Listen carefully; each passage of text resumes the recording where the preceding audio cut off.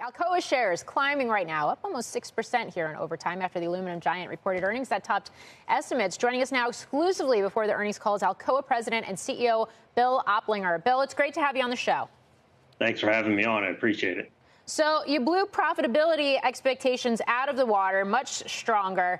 You also reaffirmed your aluminum segment guidance, but you did up the projection for shipments of alumina. The last time you and I spoke back in April, you talked about strong demand in all of your major markets. Is that what's propelling results today? Yes, we had a really strong third quarter. And as we look out into the fourth quarter, we expect it to be strong also. So when I reflect on the third quarter, we're hitting our operational imperatives. We're delivering the tons. As you see, we've maintained our guidance for the full year. Secondly, we really acted on a couple of strategic initiatives in the quarter. We closed on the Alumina Limited transaction, biggest transaction that we've ever done as an independent company, and it was accretive in the first quarter. We've announced that we're exiting our joint venture partnership in Saudi Arabia. And then on top of that, the markets, as you said, the markets still remain strong. And we see our markets steady to potentially up a little bit. And so really strong performance in the third quarter. So we do talk about the strong performance, or I guess the market for your products. How much of this is a reflection of what's been a robust macroeconomic environment? And perhaps just as importantly, particularly when we think about North America, how are tariffs factoring in? So I look at it in two product lines. When we consider aluminum globally, and we're big players in North America and Europe, as we look at demand, near-term demand for aluminum, the packaging business is very strong. So the transition to aluminum packaging is very good. Transportation continues to grow. Even though the growth in automotive has slowed down a little bit, we continue to see growth. Building and construction, which has been our worst market for 2024, we think with lower interest rates will get better. If I then transition to the aluminum market, which is the interim product before making aluminum, in which we are now 6 million metric tons long, alumina has become acutely short in the marketplace because of some supply disruptions. So we're seeing alumina prices go up a lot. Your question was specifically around tariffs. You need to keep in mind that we have two smelters in the U.S. We have no mines. We have no refineries in the U.S. So U.S. tariffs are a smaller impact on us than you might think.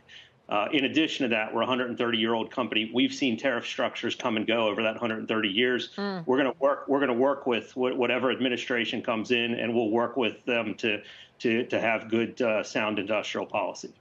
Bill, when it comes to the Alumina Limited acquisition that you guys completed in August, how close are you to fully realize the synergies that you said would be realized pretty quickly? So the synergies are fairly small because they were just a 40% ownership in our operations. We will realize those synergies very quickly. Probably more importantly, though, is the financial flexibility that it provides us.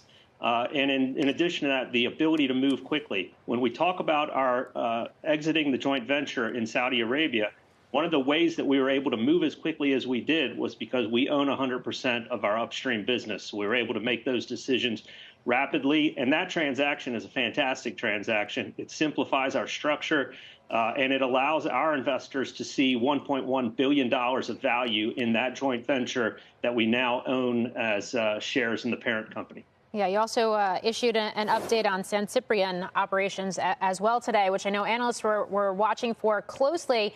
Another, I guess, macro question for you, and that is we're seeing stimulus measures in China. There's a presser expected overnight in China that's meant to support the property market. And we know that that is a market that continues to produce and maybe perhaps even overproduce aluminum right now. How is that impacting global dynamics and your business?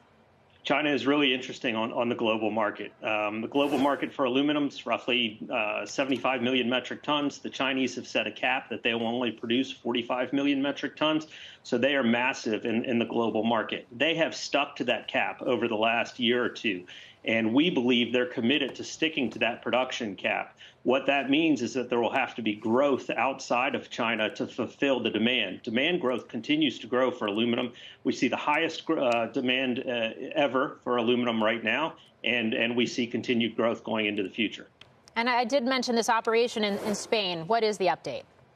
So we made an announcement just this evening. We're working towards a partnership in Spain, whereby we would form a partnership with a Spanish energy company by the name of Ignis.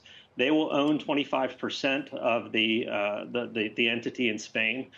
We will combine our expertise on making aluminum, their expertise in energy, which is the area that facility is the least competitive on, and we think it'll plot a path forward for a viable operation in Spain.